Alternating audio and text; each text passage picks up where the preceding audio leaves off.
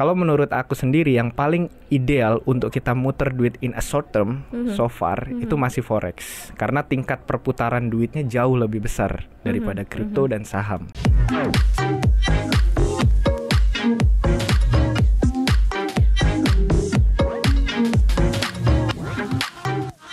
Hai Sobat Cuan, apa kabar? Selamat datang di podcast Cuap-Cuap Cuan. Sobat Cuan, gimana kondisinya hari ini? Semoga sehat ya, dan pastinya selalu sehat. Nah, kondisi dari investasi atau aset portofolio atau apapun deh yang Sobat Cuan punya ini seperti apa? Lumayan cukup ngelihat nggak sih opportunity berbagai macam aset alokasi, khususnya di investasi, atau mungkin Sobat Cuan yang udah lebih expert lagi ya, jadi trader, ini ngelihat banyak banget peluang-peluang yang bisa didapatkan dari beragam aset alokasi. Nah, hari ini kita mau ngobrol ini hal yang seru karena mau bahas soal masalah forex sama yang expert juga yang udah pernah ada dan terjun berenang begitu ya di dalamnya, sehingga kita bisa banyak cari tahu nih seputar investasi ini atau seputar aset alokasi ini ya. Ini cocok nggak sih dibilang investasi atau cuma trading aja? Nah, nanti kita akan ngobrol banyak. Yang pasti saya Maria Katarina mau say thank you sama Okta yang sudah support podcast kita kali ini. Nah, langsung aja aku perkenalkan, saya nggak sendirian ya Sobat Cuan ya. Saya bersama dengan Sobat Cuan juga gitu ya. Dia pasti sudah cuan banget ini ya. Dari berbagai macam transaksinya, belanjanya gitu ya. Dan tradingnya pasti bareng dengan Mas Andre Rizky, influencer. Hai Mas Andre, boleh say hi sama Sobat Cuan? Hai Sobat Cuan, sebenarnya mungkin yang belum kenal aku, gak mungkin, aku. pasti kenal. Sebenarnya kita di sini lebih pengen bahas ke realitanya sih Kak Maria ya. Emang kenapa? Realita apa? Realita dunia perforexan berarti ya? Betul, soalnya kalau kita ngomongin forex atau ya tanda kutip trading gitu ya, masih orang kebanyakannya berspekulasi kayak, wah kalau aku masukin segini jadinya berapa ya? Kebanyakan gitu kan. Jadi kita pengen bedah sih, lebih tepatnya harus kayak mana sih mulai awalnya itu. Oh oke, gitu ya. Ya. In the realitanya ya, mulainya harus kayak gimana ya. Betul. Tapi sebenarnya kan aku banyak banget pelajari nih karakteristik orang-orang yang memang akhirnya mutusin buat trading forex gitu. Karena mereka memang sebenarnya udah lumayan warawiri juga di persahaman gitu ya, di perkriptoan gitu, sampai akhirnya masuk ke forex. Kamu gitu juga gak sih? Iya, karena rata-rata kebanyakan yang kita lihat trader itu pasti mereka akan tanda kutip mulainya dari yang rame dulu, pasti. Kalau kita ngomongin orang yang mungkin expert ya, mereka akan mencari tahu, oke, ini asetnya yang bagus untukku apa ya, pasti begitu kan. Cuman kebanyakan yang kita lihat itu pasti yang rame dulu yang dicoba. Pasti dulu 2020, masih inget banget 2021 tuh rame banget soal Bitcoin. Bitcoin naik ratusan persen dan orang hampir mostly Gen Z atau yang mungkin generasi milenial itu pasti nyobanya dari sana dulu. Setelah dari sana ngelihat realitanya, oh ternyata nggak segampang itu ya untuk dapat duit dari sini. Kalaupun dapat duit, oh ternyata nggak sebanyak itu dapatnya ya. Akhirnya mereka mulai nyoba tuh. Oh kripto kayaknya kurang, mulai ke saham. Oh saham juga hal yang sama karena tingkat volatilitasnya mungkin tidak sebesar itu. Akhirnya mulai lagi nyoba ke yang lain dan ketemu mungkin di forex ini. Jadi bisa dibilang ini aset last choice ketika mereka untuk pengen muter duit lebih cepat.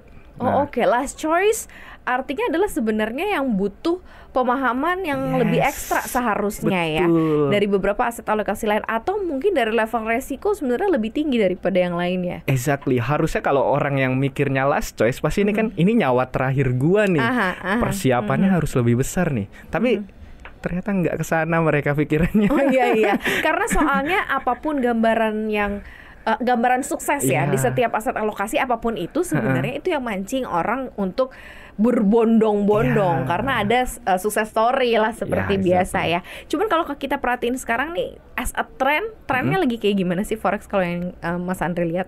Sebenarnya yang lagi ditunggu-tunggu sekarang, mungkin teman-teman nunggu juga ya, Powell yang sedang mengumumkan dan menjanjikan, sebenarnya janjinya ini udah dari Juli ya. Juli 2024 pengen nge-cut suku bunga sesegera mungkin. Tapi in reality kalau kita ngomongin suku bunga, kita harus bahas faktor yang lainnya juga. Suku bunga nggak bisa turun kalau inflasinya belum turun. Nah ini kan sebenarnya kalau isu-isu Powell kan udah up and down ya. Apalagi kalau kita lihat Amerika Serikat ya. Seberapa rentan sih atau fragile sih di aset alokasi ini, forex ini terhadap up and down-nya atau fluktuasi kondisi ekonomi global gitu. Artinya kan kita bisa kayak capture the market. Oke nih, kayak Paul mau ngumumin, oke kayak it's time to masuk nih ya. Masuknya mungkin agak lebih banyak, kita tunggu nanti sampai rilis gitu ya. Maybe nanti ada bump up gitu untuk kenaikan, cabut dari situ. Itu bisa kebaca se-easy itu nggak sih? Se-relate itu nggak sih dengan kondisi global? Exactly. Aku jujur menarik banget dengan pertanyaannya karena aku udah hampir 3 tahun ya berada di dunia ini dan memang segmentasiku orang awam. Nah, kebanyakan orang pasti akan membuat naratif dari naratif. Maksudnya kayak mereka hanya bermain dengan perspektifnya aja yang tadi seperti pertanyaannya bilang kalau ini kayak gini pasti hasilnya kayak gitu ya. Itu yang mereka simplify directly kayak gitu. Tapi in reality kalau di forex itu kan ada news high impact gitu kita bahasanya. News high impact itu ada NFP, ada CPI. Nah, yang teman-teman kadang keliru itu biasanya mereka ada namanya trade on news. Jadi cuman memanfaatkan tingkat volatilitas newsnya aja. Jadi contoh di news jam 19.30 mereka start trading tuh jam 7 berarti. Jam 7 itu ada di market dan cut di jam 8. Jadi just 1 hour untuk memanfaatkan news itu. Cuman yang mereka lupa soal data, soal apapun itu naratifnya, itu kita nggak bisa analisa secara teknikal. Kebanyakan orang jadi dalam menganalisa sebuah instrumen itu, khususnya di dalam forex ini sendiri itu ada 2 cara kan pasti. Betul. Ada yang biasanya lihat secara sentimen market, dan kedua secara technical. Nah, yang kebanyakan keliru adalah menganalisa sentimen market menggunakan technical. Sedangkan in reality sentimen market dari technical. Iya, itu tapi mungkin kebaca di trend, tapi ternyata enggak ya. Oh, jelas tidak. Jelas tidak ya. makanya ya itu memang bisa jadi supportive naratif kita sendiri kayak oh ini trennya lagi naik, atau sekarang gold kan lagi all time high lagi ya setelah dolar memang cukup terpuruk dengan adanya narasi ini.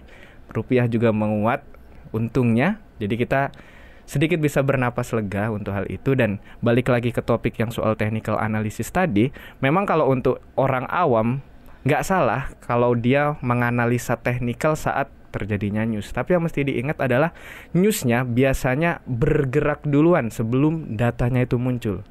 Jadi kan biasanya kalau kita mau trade itu pasti perhatikan datanya, sentimen marketnya. Nah, coba deh teman-teman, coba dulu aja kalau di broker-broker tertentu itu kan pasti ada akun demo ya yang bisa dicoba. Cobain aja dulu, coba dipakai dan lihat, rasain. Kalau teman-teman sudah pernah merasakan trade on news atau bahasanya trade di dalam news forex itu sendiri, aku yakin nggak berani sih. Oh iya, serius. Tapi kamu berani-berani aja. Kamu you started from demo account juga kan? Nyobainnya dari demo account juga. Terus udah ngelihat beberapa aset alokasi lain atau instrumen lain yang mungkin jauh lebih enak gitu ya dari sisi fluktuasi, kayak market Indo kan, saham-saham Indo sebenarnya lumayanan enak lah gitu ya, opennya jelas jam berapa, closing, kita nggak ada short selling ya, which is kayak kita udah bisa pemetaannya tuh jelas.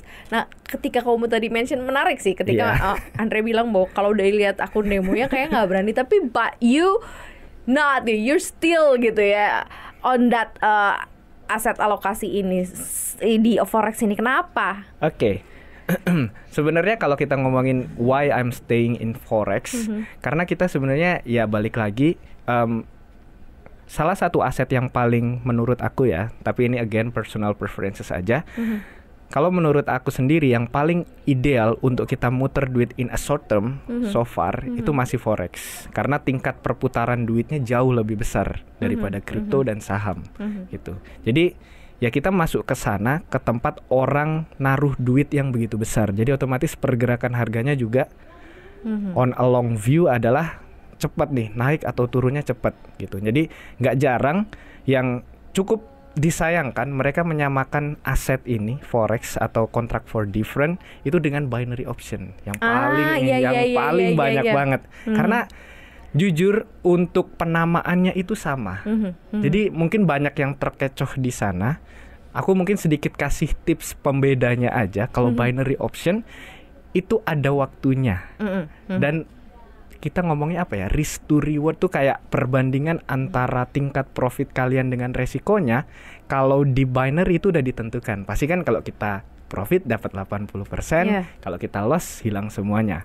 It means 80 banding 100 dong. Kalau di forex itu kita bisa atur. Jadi nggak diatur tuh, tapi kita atur sendiri. Oke, aku bakal open posisi ketika melihat peluang tingkat profitku lebih besar nih daripada lossnya. Jadi kontrolnya di kita, bukan kita dikontrol gitu. Dan tidak ada waktu ya. Jadi nggak ada ceritanya tuh kita open posisi 2 menit atau open posisi 1 menit, nggak ada. Ya, you are open when you are click and you are done when you are close gitu. Jadi dia akan ikut berlayar bersama dengan harga ya, yang up and down begitu ya. Berarti memang kalau memang mau terjun di forex ini ya, berarti waktu itu memang harus dimiliki ya. Harus. Mungkin kalau di forex itu teman-teman bisa cari sesi market. Jadi di dalam forex itu ada sesi market, ada Asia Session, New York Session, ada London Session. Jadi bebas dipilih. Nah, yang saran dari aku sebenarnya kalian bisa cari sebelum ngomongin sesi, cari free time-nya kalian itu ada di jam berapa.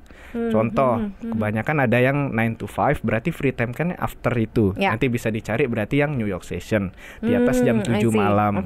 Gitu. Jadi kebanyakan yang salah kaprah adalah ketika mereka melakukan sesuatu itu sambil trading. Sambil kerja, sambil fokus, sambil trading, itu sesuatu yang salah kalau di forex berarti ya. Harus. Bukan salah sih, itu sesuatu yang kurang tepat gitu ya, karena mungkin akan miss banyak momen gitu kali ya Mas Andre. Lebih tepatnya sih itu kalau kita dalam trading itu yang paling bermain. Jujur kebanyakan orang pasti nganggapnya kayak oke, gimana sih metode yang kamu pakai atau apa sih sentimen yang sekarang ini. Jarang orang membahas gimana cara kontrol diri sendiri, psikologinya gimana, itu jarang banget dan itu nggak bisa diajarin.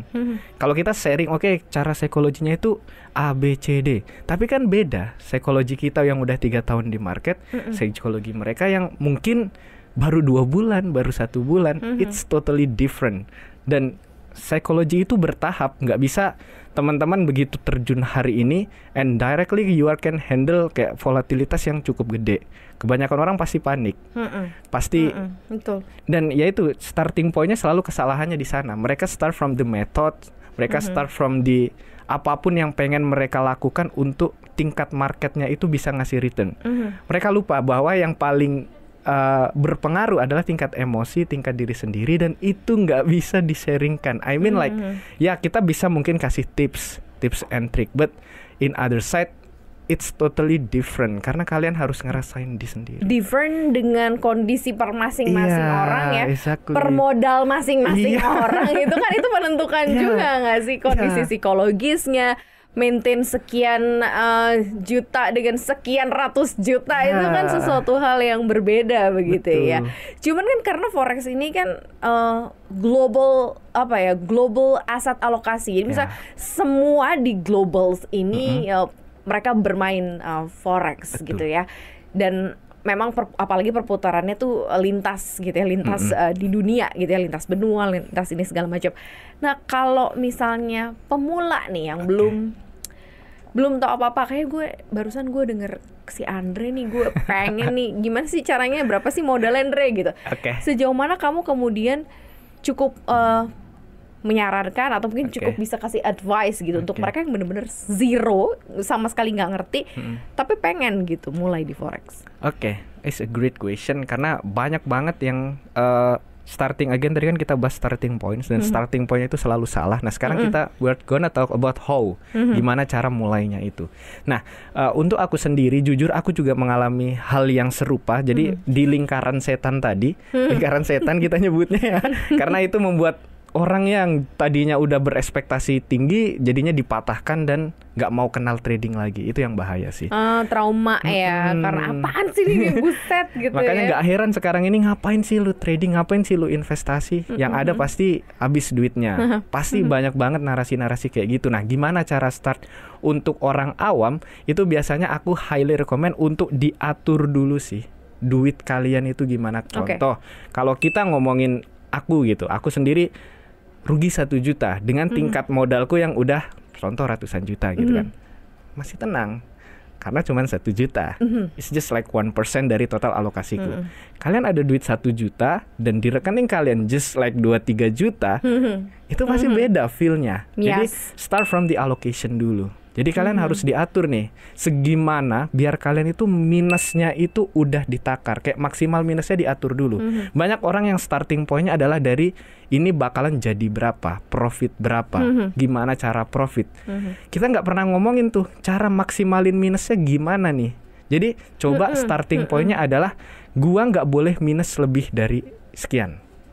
Kalau kita ngomongin rules, ada namanya 3% rules. Itu yang paling banyak dipakai di aset alokasi manapun. Jadi ketika kalian trading dengan modal kalian berapapun, coba dimasukin paling maksimal itu 3%. In a long view, itu pasti duit kalian itu punya chance gagal harusnya 33 kali. Jadi kalau kita hitung-hitungan secara matematis, is about calculation, right? Nah, ketika kita punya hitungan itu, kayaknya nggak mungkin deh kalian trading berturut-turut 33 kali gagal. Pasti ada profitnya. Pasti ada profitnya. Sebelum ke 33 ada lah ya. Iya. Ke 30 mungkin untung dulu di situ ya. Setidaknya ya pasti kalian kan akan upgrade tentang metode kalian, upgrade tentang knowledge kalian. Setidaknya kalian nyawanya udah 33 kali nih gagal terus sampai duit kalian habis. Soalnya kalau kita ngomongin modal ya, pasti kalau pemula bukan berarti nggak punya duitnya sih, lebih tepat kayak pengen nyoba dulu. Ini gimana sih? Nah, yang harus dipahami itu resiko dan modal trading itu selalu barengan. Jadi ketika kalian bertolak belakang, ketika modal kalian kecil, itu akan meninggikan tingkat resikonya.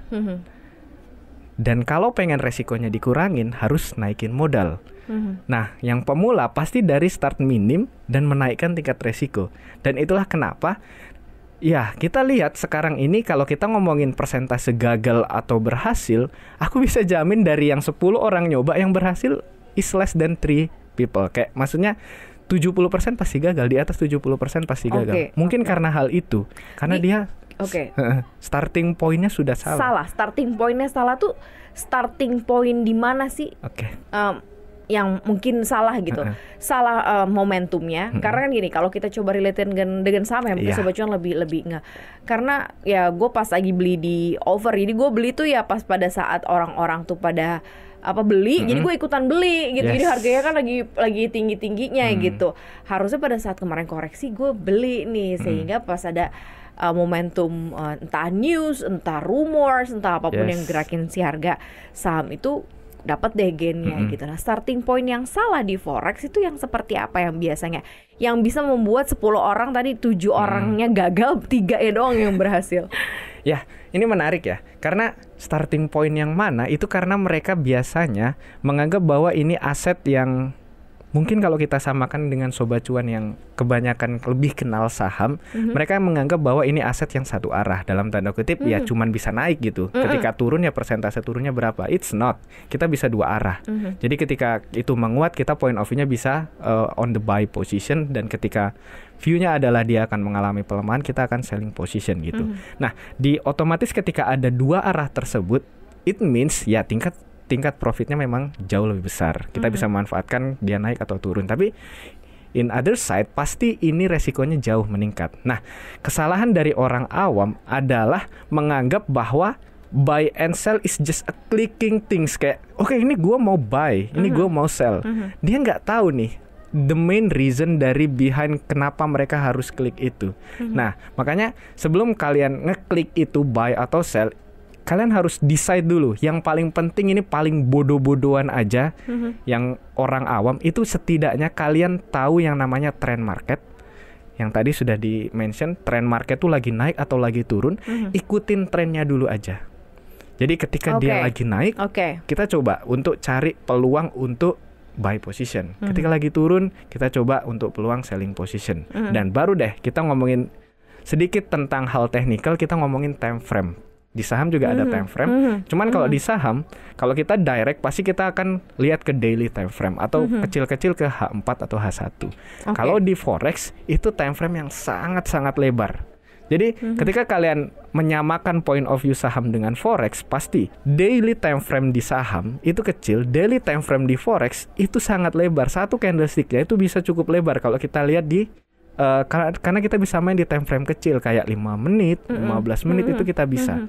Dan ya itu, jadi kebanyakan ketika sudah starting point dari time frame ini tanda kutipnya sudah salah, maka ya tadi akan berimpact dengan lingkaran setan yang kita omongin di awal tadi, untuk membuat mereka kayak seakan-akan, wah ternyata sengeri ini ya.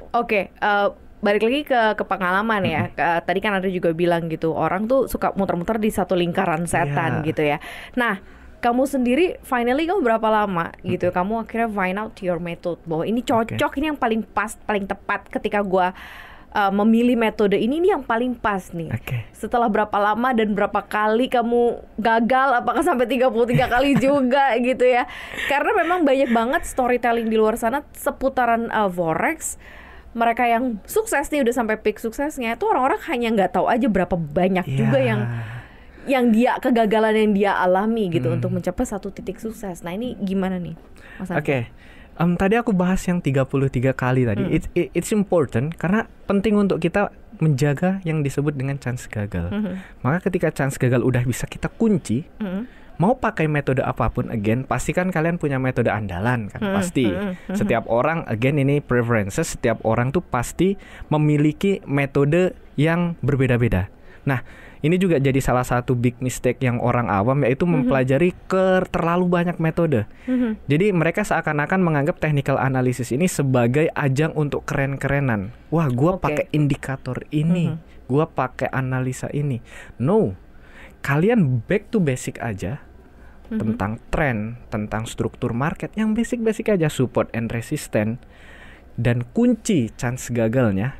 Coba 3 bulan aja kalian kayak gitu. Pertama kunci chance gagal, udah chance ini maksimal gue minus 3%, setiap open posisi gue minus 3%.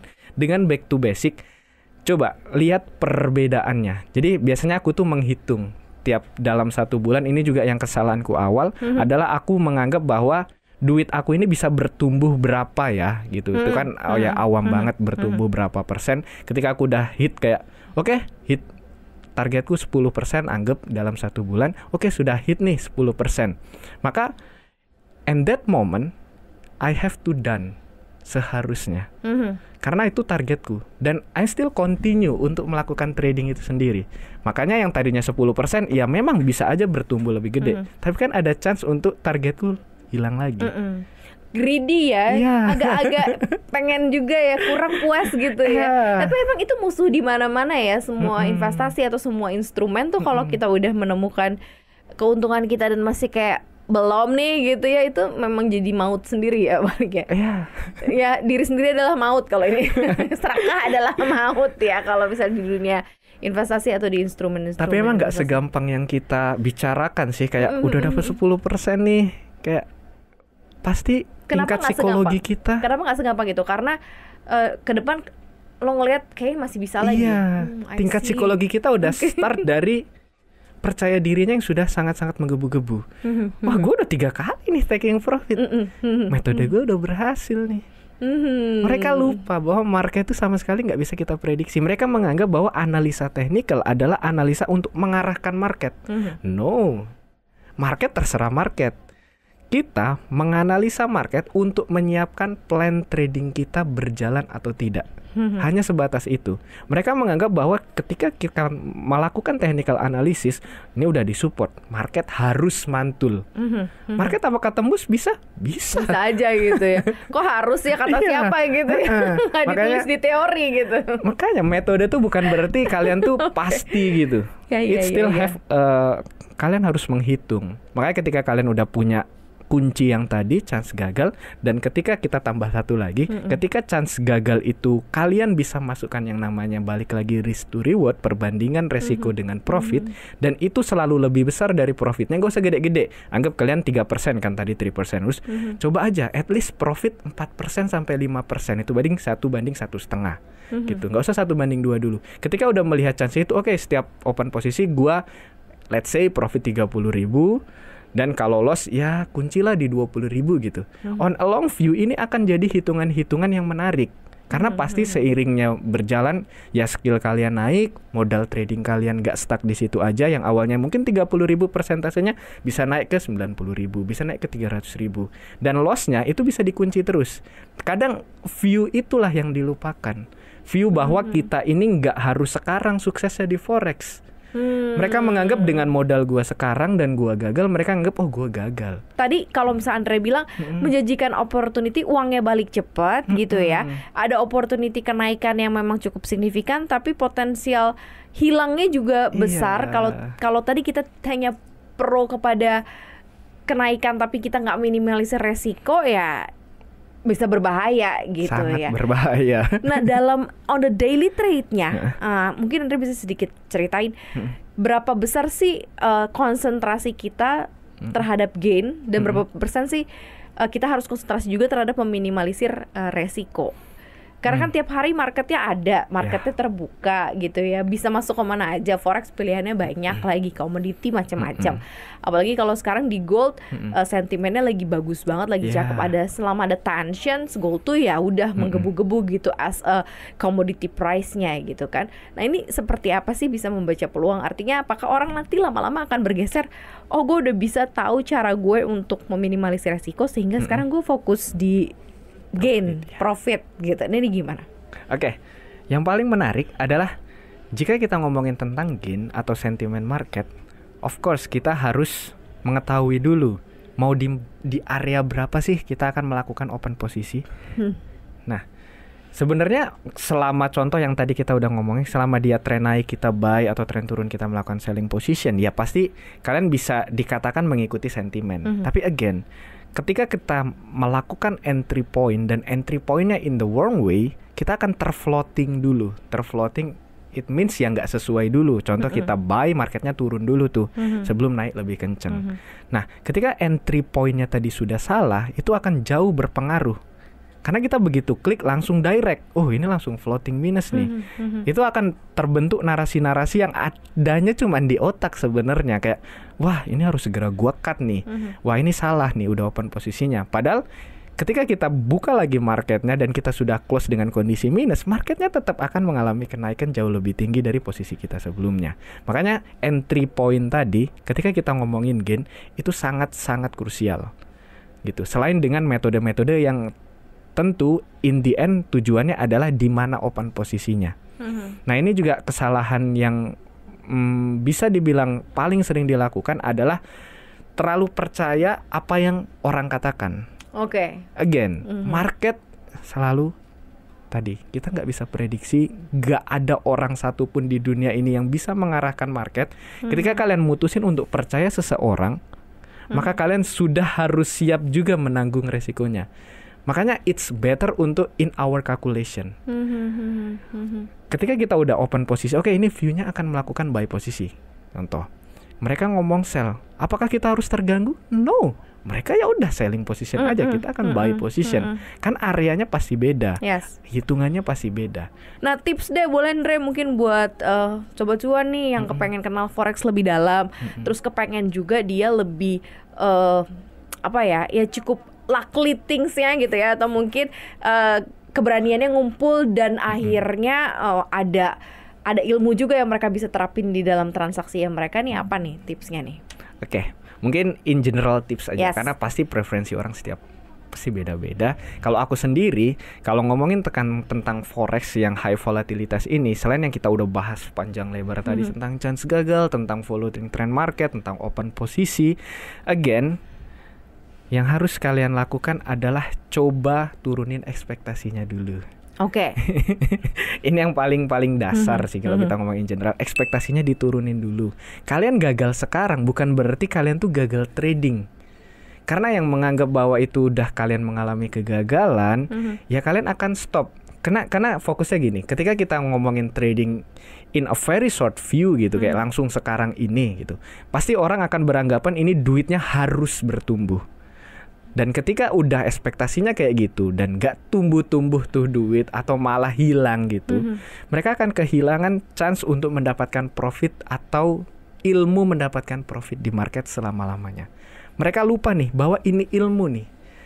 Apapun nih kerjaan kita, mungkin yang teman-teman lagi merintis juga usahanya, gak ada orang yang baru berusaha langsung expectednya pengen dapat gain segede itu. Pasti awal dihajar dulu habis-habisan sama market, dikasih tahu realitanya.